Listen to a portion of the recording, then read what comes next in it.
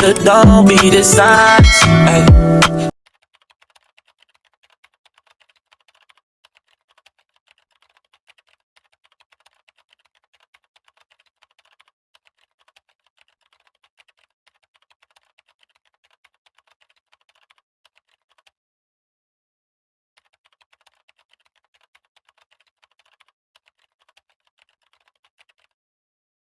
Coucou tout le monde, j'espère que vous allez bien. Aujourd'hui on se retrouve pour une nouvelle vidéo et ça sera mon harcèlement scolaire, les conséquences et les conseils que je peux vous donner. Donc cette vidéo elle sera pas aussi joyeuse que les autres, voilà. Mais voilà, elle était importante pour moi et il fallait que je la fasse. De une, pour me libérer et d'en parler, et de deux, pour vous aider. Why not? J'espère que cette vidéo vous aidera et vous permettra de comprendre ce qu'est le harcèlement, ce que c'est, etc., etc. Bref, voilà, j'espère que cette vidéo vous plaira et qu'elle vous aidera, surtout. Voilà, je pense que ça se voit que je suis troublée, j'aime pas parler de ça, enfin, j'aime pas parler de moi, de mon histoire, mais bon, faut en parler, faut passer par là pour faire cette vidéo. Donc nous allons le faire, et voilà, tout simplement. Donc je vous ai mis la définition juste avant, donc voilà, le harcèlement c'est un acte répété. Voilà, si c'est une fois, c'est pas du harcèlement, mais faut que ce soit, en fait le harcèlement c'est un acte répété d'une violence, enfin c'est une violence répétée qui peut être verbale, physique ou psychologique. Voilà, envers une personne ou plusieurs personnes, et voilà, tout simplement. Alors, je vais commencer par parler de mon histoire. Donc pour commencer, avant j'habitais dans le 95, donc à Daumont, dans la région parisienne, et en fait tout allait bien. Dans ma vie tout allait bien, j'avais plein de petites copines, j'avais des copains, j'avais tout en fait. Et du coup tout se passait bien, donc j'ai habité dans le 95 de ma naissance jusqu'à mes 8 ans, 7-8 ans. J'ai déménagé en 2012. Voilà. Donc j'ai déménagé en 2012. Avant, cette maison là où je suis actuellement, c'était ma maison de vacances. Donc je venais pour toutes les vacances, etc. On venait ici. Et en fait, après pour les périodes scolaires, etc. Je remontais en région parisienne pour passer ma vie de tous les jours, quoi. Être là-bas dans le 95 avec mes copains, mes copines, ma vie là-bas, etc. Et en 2012, on a déménagé et en fait tout a basculé. Genre quand je vous dis tout a basculé, c'est vraiment tout a basculé. J'ai perdu tous mes repères là-bas, donc j'ai perdu j'ai plein de toutes mes copines, tous mes copains, etc. Ils sont là-bas. Enfin je sais pas ce qu'ils sont devenus, je me rappelle de leur prénom mais pas de leur nom de famille, donc j'arrive pas à les retrouver malheureusement. Qu'est-ce que je peux vous dire d'autre? Voilà, hein, on a déménagé, et quand on a déménagé ici dans les Landes, tout a changé, tout a basculé pour moi, pour ma moi petite, tout a basculé, tout a changé. Donc voilà, on est arrivé ici dans les Landes, j'ai fait ma première rentrée, j'étais très stressée, je me rappelle comme si c'était hier ma rentrée à mon premier CE2, parce qu'il faut savoir que j'ai redoublé mon CE2. Mais voilà, j'étais très stressée, et voilà, après j'étais très stressée parce que j'étais nouvelle, fallait que je me fasse des copains et copines. J'avais pas mes repères, je me disais putain, est-ce que je vais me faire des copines, des petits copains, etc. Et voilà, du coup je stressais, mais comme une enfant peut stresser de la rentrée, hein. C'était pas du tout... je stressais qu'on se moque de moi, pas du tout, hein. À cette époque-là, vraiment, je connaissais pas les moqueries, genre j'avais jamais été... comment on dit? J'avais jamais été mise sur ça en fait, genre jamais on s'était moqué de moi, jamais... Enfin en fait, j'avais jamais vécu des moqueries, etc. Donc vraiment, je pensais pas du tout à ça, j'étais vraiment, pas naïve, mais j'étais insouciante, j'avais l'insouciance d'une enfant, donc pour moi, tout simplement, j'allais rien vivre, enfin j'allais vivre ma rentrée comme quelqu'un de normal, enfin d'une petite fille lambda, et que tout allait bien se passer. Et voilà. Ensuite, du coup, j'ai fait ma rentrée. Au début, j'étais seule. Je vous mettrai une photo juste là de moi à mon premier CE2. J'étais trop mimi, j'avais un petit haut rouge avec à pois blanc. Voilà, c'est ça, c'était mon premier CE2. Et du coup, voilà, j'étais seule. J'avais pas de copains, j'avais pas de copines, j'avais rien. J'avais personne avec qui jouer, en fait, je restais tout le temps seule sur un banc. Ah, j'aime pas parler de ça. J'étais tout le temps seule sur un banc et personne jouait avec moi. Et du coup, bah, quand je restais seule, je m'ennuyais. Et en fait, j'avais qu'une chose. Ok, je vous avais dit que cette vidéo serait un petit peu moins joyeuse. Et voilà, en fait, quand j'étais seule sur le banc, je m'ennuyais énormément. Et du coup, en fait, le seul truc que j'avais hâte, c'était de retourner en classe et d'apprendre. Enfin, en fait, de plus être seule. Vous voyez, genre. Même si j'aimais pas l'école, enfin, que j'aimais pas faire les cours, d'être en classe. Bah, ma seule préoccupation c'était de rentrer en classe pour pas avoir ce truc d'être seule en classe. Bah, tout le monde est dans la classe, même si on ne parlait pas, tout le monde était dans la classe et on faisait tous la même chose, donc en soi je me rendais pas plus compte en classe que bah, j'étais seule. Et du coup voilà, mais quand bah, j'étais dehors, bah, je me retrouvais directement seule, je me mettais sur mon petit banc et j'attendais. Et un jour je voulais plus aller à l'école, j'en avais marre d'être seule, de tout ça. Du coup, je commençais à faire de la phobie scolaire, mais très légère. Donc au début, je me faisais juste... je me rendais malade pour pas aller à l'école, je suppliais mes parents de pas y aller. Je dormais, il y avait des moments où je dormais aussi avec mes parents. Je me rappelle d'une nuit, j'ai dormi avec mes parents et en fait cette nuit-là, je me rappelle, j'ai fait une paralysie du sommeil. Alors je sais pas si c'est lié, mais quand j'ai regardé sur internet... il y avait écrit que les paralysies du sommeil pouvaient être liées à un déménagement, à un trouble dans la vie qui se passait actuellement. Enfin bref, une paralysie du sommeil, ça peut se caractériser par ça. Enfin, je veux dire, il y a une raison et ça peut être lié à un déménagement, pardon, etc., etc. Et j'avais déménagé cette année-là. Et en plus de ça, bah, j'étais pas très bien à l'école. Donc je me dis c'est peut-être lié. Je sais pas du tout, hein, mais je sais que j'avais fait une paralysie du sommeil. Donc vous savez, je sais pas si vous savez ce que c'est une paralysie du sommeil, mais je dormais, je me suis réveillée et en fait complètement paralysée, je pouvais plus bouger, je pouvais plus parler, je pouvais rien faire. Et j'essayais d'hurler le prénom de enfin, j'essayais de dire maman, mais j'y arrivais pas. En fait, j'avais ce truc au-dessus de moi et qui me retenait et j'arrivais pas, bref, une paralysie du sommeil, je vous invite à regarder... sur internet parce que bah, c'est pas du tout le thème de la vidéo, mais voilà, quand j'ai fait cette paralysie du sommeil, le lendemain matin quand je me suis réveillée, tout simplement je pleurais et je voulais pas aller à l'école. Je suis allée aux toilettes et je me faisais vomir.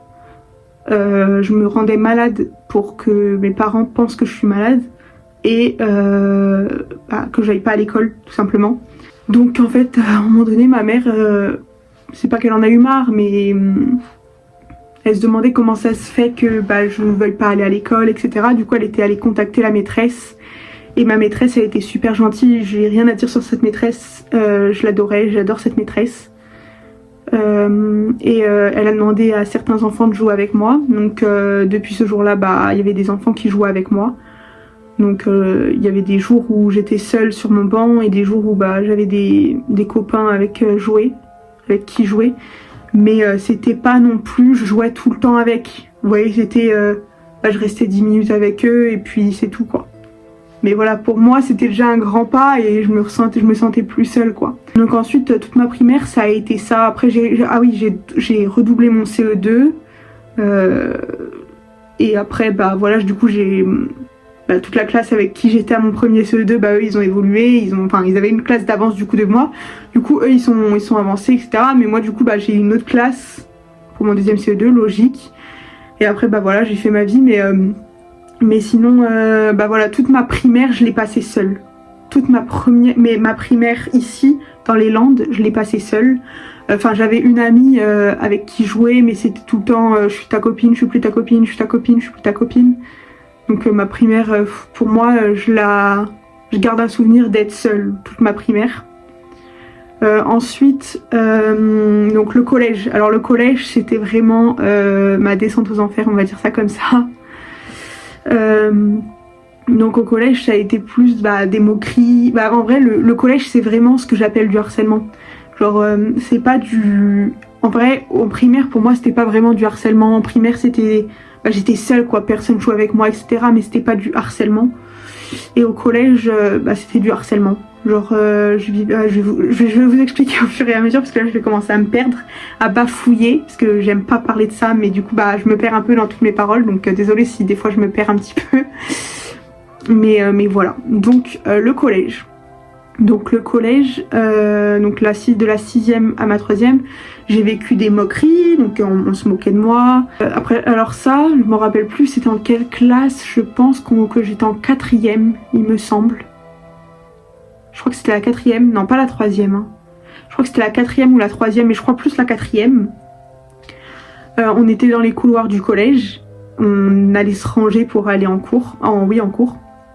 Et il y a un des élèves qui m'embêtait régulièrement, qui me poussait dans les couloirs. Donc là, il commençait à me repousser et à un moment donné, j'en ai eu marre. Je me suis défendue. Je l'ai plaqué contre un mur et j'essayais de lui donner des coups parce qu'en fait, j'en avais marre. Et ce jour-là, j'étais fière de moi. C'est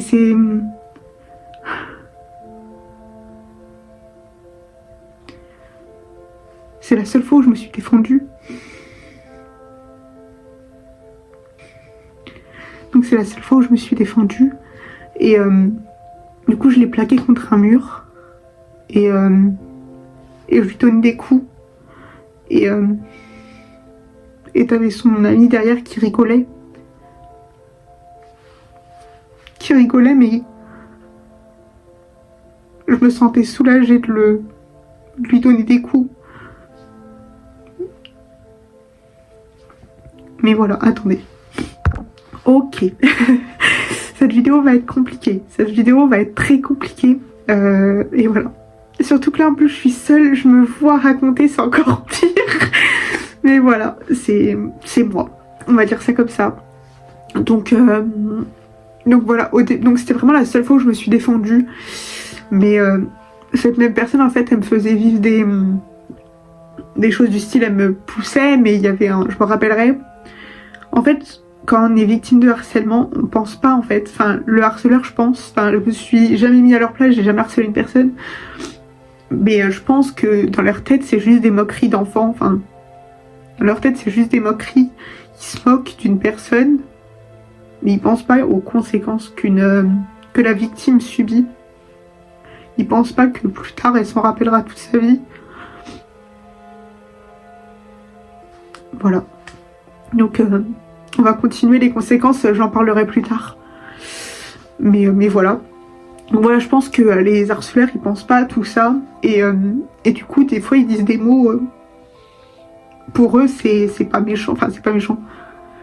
Ils pensent pas que plus tard, ils y repenseront. Mais voilà. Ce garçon-là qui me poussait et que je me suis enfin défendue pour la première fois. Donc ce même garçon-là, une fois, on m'avait échangé de place parce que je parlais avec une amie à moi. Du coup, on m'avait échangé de place. Enfin, je crois que c'était comme ça que ça s'était passé. Et en fait, je me suis retrouvée du coup en classe à côté de ce garçon. On m'avait échangé de place, quoi. Et ce garçon, pendant qu'on travaillait tranquillement, enfin moi j'embêtais personne, hein, j'étais en train de faire et il me fait comme ça à côté de moi, enfin il me tape sur le coude pour que je le regarde, quoi.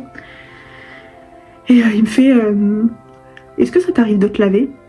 Mais comme ça. J'avais demandé rien à personne, j'étais vraiment en train de faire mon travail, je demandais rien à personne. Et voilà, il me sort comme ça sans zéro raison. Ouais, est-ce que ça t'arrive de te laver ou pas? Et après ils se sont mis à rigoler évidemment, avec son ami qui était à côté de lui. Mais voilà, c'est pas... ça c'était plus des moqueries, vous voyez, mais qui te marquent quand même à vie. Vous voyez, genre c'est pas quelque chose que j'ai oublié. J'y pense encore alors que ça s'est passé il y a 6 ans au moins. C'était en 2000... Enfin je sais pas en quelle année, mais c'était en 4e je crois. Que c'est passé à peu près il y a 6 ans. Et je m'en rappelle comme si c'était hier. Comme si c'était hier. Et du coup voilà. Tout simplement, donc il me poussait dans les couloirs, etc. Et voilà. Je me perds un peu là, désolée, je sais pas par où, de quoi parler, etc. Mais c'est parce que je suis un peu troublée, enfin je parle pas souvent de ça. Du coup voilà, je suis pas habituée de parler de mon histoire. Du coup c'est pour ça. Ensuite, pour parler sinon du collège, des autres histoires, qu'est-ce que je peux vous raconter d'autre comme anecdote au collège?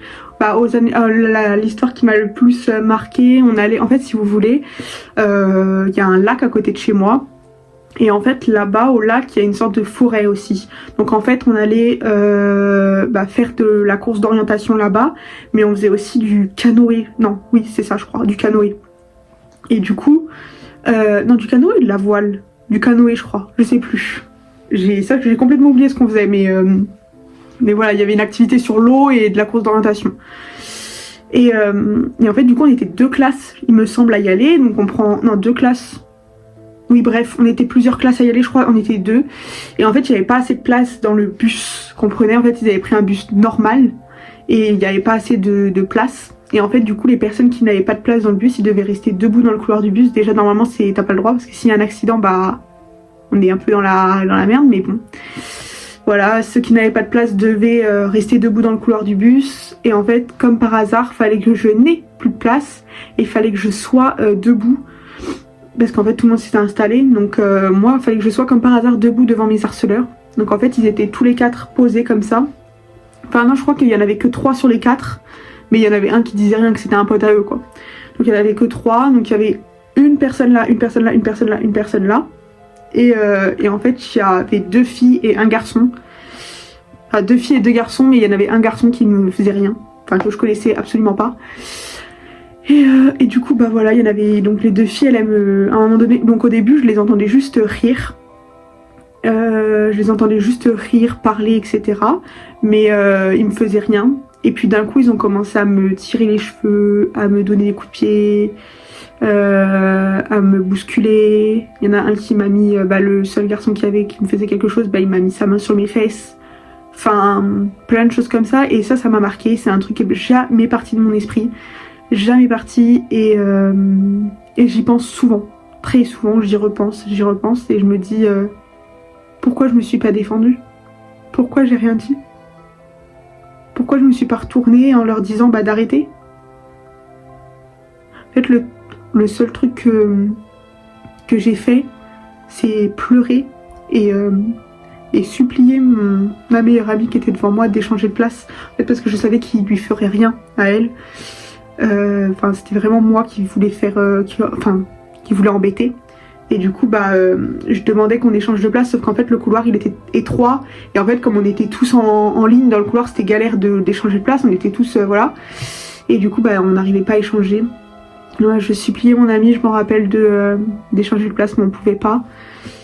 Et voilà, donc tout en sortant, je suis sortie du bus. Je me suis effondrée en larmes. Et je me rappellerai toujours des mots du garçon qui m'a mis la main aux fesses. Il m'a supplié de rien dire. Il m'a dit dis rien au prof, je vais me faire crier par mes parents ce soir sinon. Et je sais plus ce que ma meilleure amie lui a sorti, mais elle lui a sorti un truc. Enfin, je sais plus ce qu'elle lui a sorti. Je pourrais pas vous dire parce que j'ai pas envie de sortir de bêtises. Mais je sais qu'elle lui avait répondu un truc, mais moi je sais plus. Mais voilà, il m'avait supplié de rien dire. Évidemment, j'ai pas écouté, je l'ai dit. Parce que les profs, dès qu'ils m'ont vu pleurer, ils m'ont directement prise à part et m'ont parlé. Et m'ont demandé qu'est-ce que j'avais, etc., etc. Et je me rappellerai toujours quand on est rentré du collège. Enfin, du collège, de la sortie, pardon. On rentrait au collège et t'as un prof qui m'a rattrapé et qui m'a demandé si je voulais que ça aille jusqu'aux oreilles du directeur. Et je suis tellement gentille que j'ai dit non. Je sais pas pourquoi j'ai dit non, mais j'ai dit non. J'ai dit que c'était pas grave et que voilà. Du coup, le seul truc qu'ils ont fait, c'est me dire on est désolé. En fait, ils sont venus tous les 3 ou tous les 4, je sais plus. Elles sont venues vers moi et elles m'ont dit on est désolé. Et moi, j'ai juste répondu ok. Et elles sont reparties. Genre comme ça. Il y a beaucoup de moments où j'ai des blancs là quand je vous parle, c'est parce qu'en fait 1000 mots veulent sortir de ma tête, mais j'arrive pas à les sortir. En fait, il y a beaucoup de culpabilité que j'ai. Genre je me dis pourquoi j'en ai pas parlé. Enfin, pourquoi je me suis pas défendue surtout. Pourquoi je me suis pas défendue. Pourquoi je me suis laissée faire pendant plusieurs années.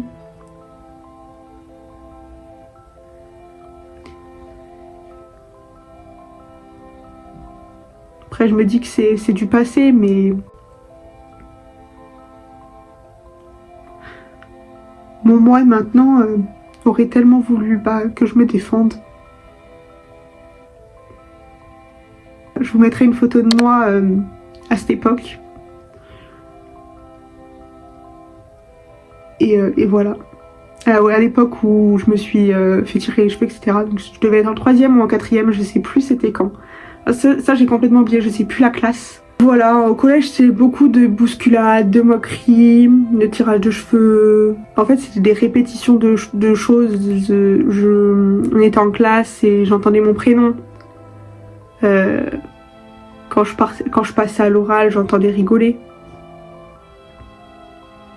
Enfin, plein de choses qui marquent un enfant ou une enfant ou une préadolescence, on va dire ça comme ça. Enfin, tout ce qui peut marquer une personne, je l'ai vécu.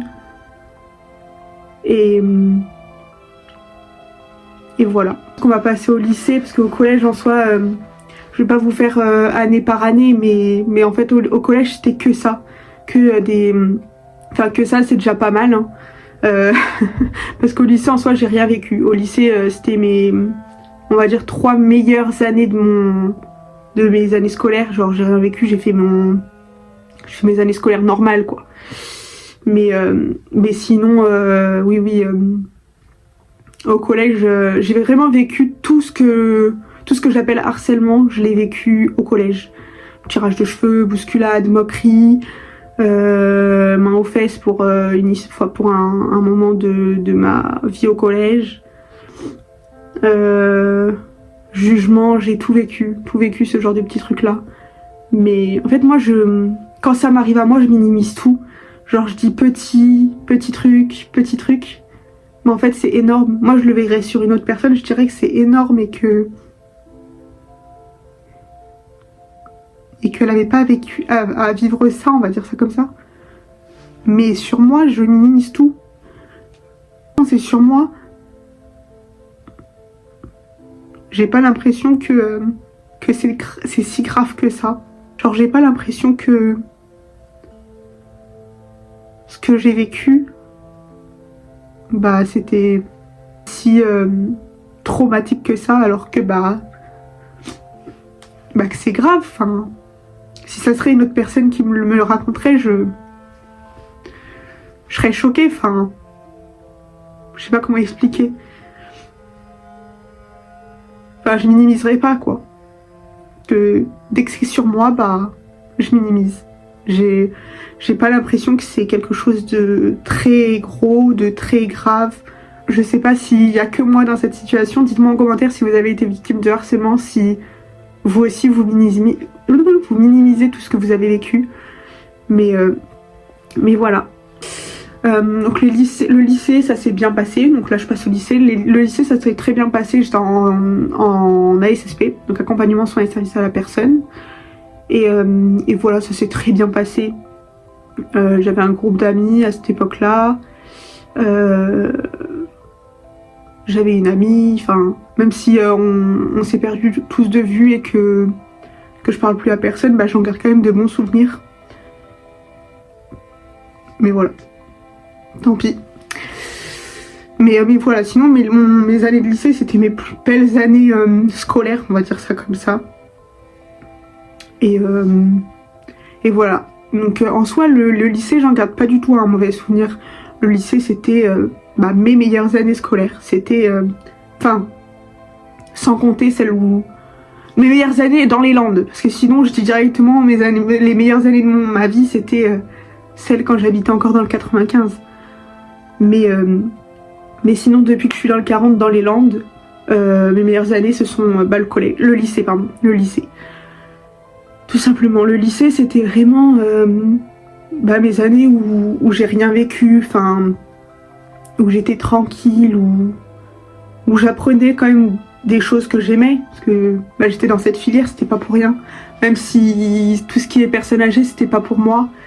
Moi, je préférais la petite enfance, et malheureusement, quand t'es en SSP, tu fais beaucoup plus de personnes âgées, etc., etc. Mais sinon, oui, j'en garde un bon souvenir quand même. Les cours, etc., c'était quand même pas mal. Mais sinon, voilà, j'en garde quand même un bon souvenir. Et voilà. Toutes les conséquences que j'ai sur moi. Donc, mon repli sur moi. Donc, je me suis beaucoup enfermée sur moi-même. Je suis devenue beaucoup plus timide. Déjà qu'à l'époque, j'étais déjà très timide. Mais maintenant, beaucoup plus. Ensuite, une grosse perte de confiance en moi. J'ai plus du tout confiance en moi. Même des années après, j'ai tout perdu. Toute ma confiance en moi, je l'ai perdue au collège. Par rapport aux critiques et par rapport à ce qu'on me faisait subir.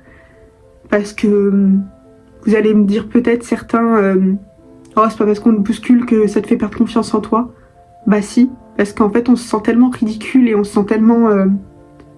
Enfin on est tellement dans une honte énorme que si en fait on perd énormément confiance en nous. On se dit pourquoi nous? Qu'est-ce qu'on a fait de mal? Qu'est-ce qu'il y a sur nous enfin qu'est-ce qu'il y a sur mon visage qui va pas? Qu'est-ce que j'ai fait de mal pour que ça soit moi et pas quelqu'un d'autre? En fait c'est méchant mais on pense à nous en fait dans cette situation. On se dit pourquoi moi et pas pourquoi pas elle, alors que dans notre cœur on veut pas que cette personne le vive, mais on se dit mais pourquoi nous et pas elle?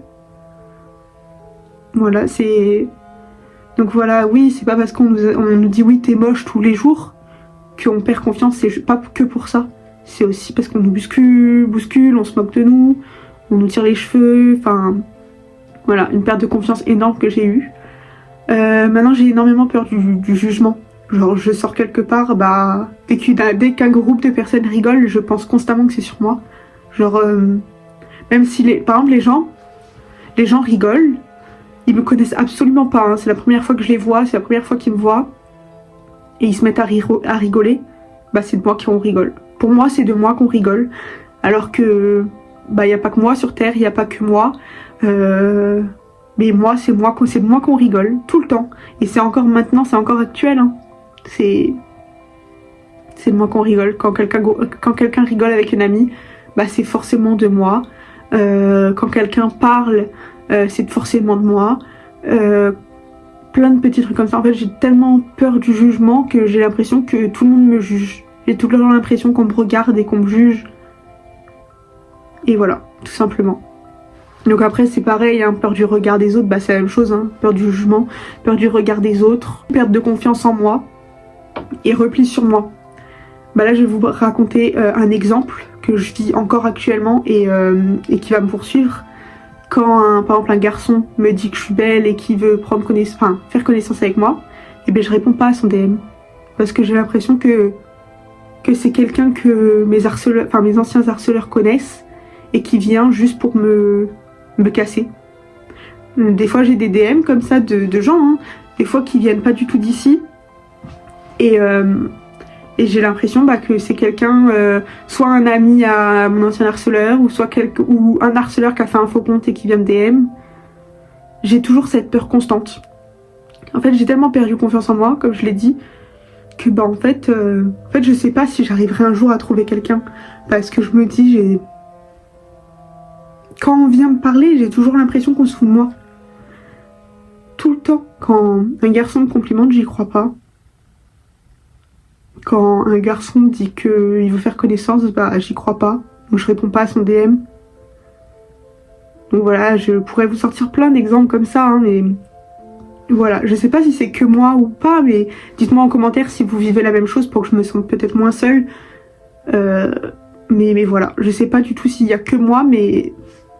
Voilà, moi en tout cas je vis ça et j'ai vraiment l'impression que tous les garçons qui me disent que je suis belle ou que c'est etc, j'ai toujours l'impression qu'on se moque de moi et que c'est faux. Et même les filles, si même des amis à moi, si on me complimente, je vais dire que c'est faux, je vais pas y croire. Je vais dire merci mais je vais pas y croire. Mais voilà, tout simplement. Donc là on va passer aux conseils que je peux vous donner. Donc les conseils que je peux vous donner, mais en fait pour moi c'est logique, c'est en parler. En fait ne restez pas dans le silence, ne restez pas seul. Ne vous renfermez pas sur vous-même, parlez-en, c'est super important. Et surtout si vous êtes témoin de harcèlement scolaire, si vous connaissez quelqu'un qui se fait harceler, Si vous voyez un cas de harcèlement par exemple dans votre collège ou dans votre lycée, ne vous moquez pas de cette personne. Faites pas comme les autres. Différenciez-vous des autres et allez parler. Parlez-en, aidez-le. Allez lui parler à lui demander si ça va. Parce que peut-être que pour vous, un ça va, c'est rien. Mais pour la personne qui subit des moqueries, c'est énorme. Juste un coucou, ça va, tu vas bien? Bah, ça va lui refaire sa journée. Alors peut-être qu'il vous le montrera pas, hein. Peut-être qu'il vous dira oui, oui, ça va. Mais il vous montrera pas que ça lui fait plaisir. Mais sachez que toute la journée, ça va remuer dans sa tête et toute la journée, il va... En fait, vous allez lui refaire sa journée en allant lui parler. Parce que il se dira, je suis pas seule, on m'a parlé. On m'a demandé si j'allais bien. Et il va être le plus heureux. Cette personne va être la plus heureuse du monde. Juste grâce à un coucou, ça va. Qui peut être anodin pour une personne qui le lui dit. Mais pour la victime, c'est énorme. C'est un grand pas. Ça sera... En fait, c'est... Limite, c'est un accomplissement pour cette personne. C'est un rêve pour une personne qui vit de l'harcèlement. C'est qu'on se préoccupe de cette personne, qu'on lui dit si ça va, etc. Qu'on se soucie de lui. On a l'impression qu'on n'y arrivera jamais. Qu'un coucou ça va, je vous promets que ça a des conséquences, mais grave positives sur une personne qui vit du harcèlement. Ou des moqueries. Mais voilà. Donc surtout aider les personnes que vous voyez. Aider les victimes. Et voilà. Et pour les victimes, et il y a aussi des numéros qui existent. Donc c'est le 30-20 pour le harcèlement scolaire. Je vous les mettrai là. Le 30-20 pour le harcèlement scolaire. Et le 30-18 pour le cyberharcèlement. Donc le harcèlement scolaire, bah, c'est tout ce qui est scolaire. Et le cyberharcèlement, c'est tout ce qui se passe sur les réseaux sociaux. Mais voilà, vous avez les numéros juste ici. Donc le 30-20 et le 30-18, c'est des numéros complètement gratuits qui sauront vous aider, vous accompagner. C'est des numéros anonymes. Donc voilà, anonyme, gratuit. Donc que rêver de mieux, parce que quand on est victime de harcèlement, on a peur de sortir nos noms, de tout ça. Enfin, on a peur de dire notre identité par peur que les harceleurs nous retrouvent. Parce que les harceleurs nous disent souvent tu dis rien. Moi je l'ai pas vécu, moi on m'a jamais dit de rien dire. Mais beaucoup disent tu dis rien, sinon je te ferai ça par exemple. Enfin que du chantage. Mais voilà, donc appelez ces numéros si vous en avez besoin. C'est super important de parler. Si par exemple vous pouvez pas parler avec vos parents, votre sœur, si vous vous sentez pas aidé par ces personnes-là, appelez ces numéros gratuits et anonymes, qui sont confidentiels, ils n'ont rien le droit de dévoiler. Et voilà. Moi, c'est vraiment les conseils que je peux vous donner. Et voilà, j'espère que cette vidéo vous aura plu. Bon, c'était pas une vidéo super joyeuse, mais fallait que je la fasse. Désolée si je me suis un peu perdue dans mes mots à des moments. Parce que c'est pas quelque chose que j'ai l'habitude de faire, de parler comme ça de moi. Mais voilà, fallait que je la fasse cette vidéo. Fallait que